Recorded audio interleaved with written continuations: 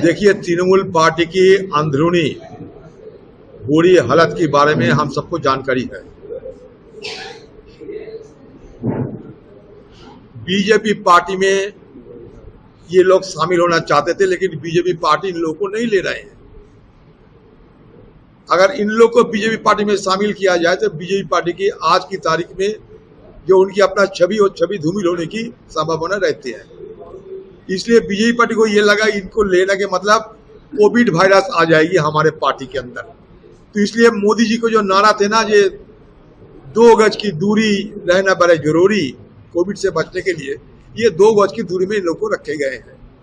और जो तृणमूल पार्टी के जो नुमाइंदेगण आज शामिल होने जा रहे हैं, इन सारे विधायकों के खिलाफ किसी ना किसी भ्रष्टाचार के आरोप तो है ही है। और ये आरोप से बचने के लिए इन लोग को जाने का जगह कहीं है।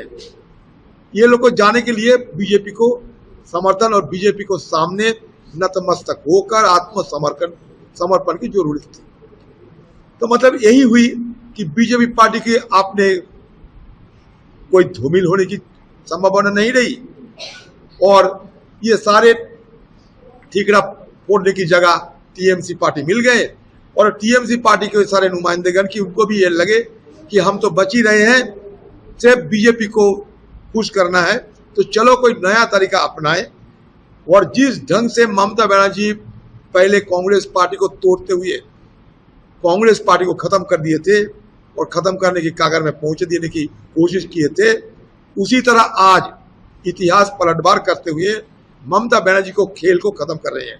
उस समय ममता बनर्जी खुद को डीजे बजाते हुए खिलवाड़ बताते हुए मैदान में उतरे थे। आज भी ये नया खेल शुरू हो गए। उस समय रेफरी या अंपायर थी ममता बनर्जी, आज खेल के अंपायर और रेफरी बने बीजेपी पार्टी। तो ये एक मान लीजिए कि एकनाथ शिंदे की एक नया मॉडल बंगाल में चालू हो रहे हैं।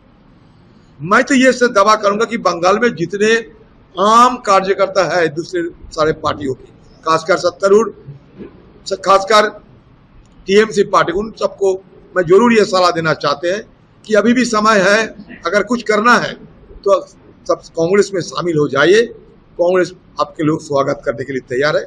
अच्छा हुआ कि सारे आरोपित जो नुमाइंदे हैं सारे बीजेपी में शामिल हो गए।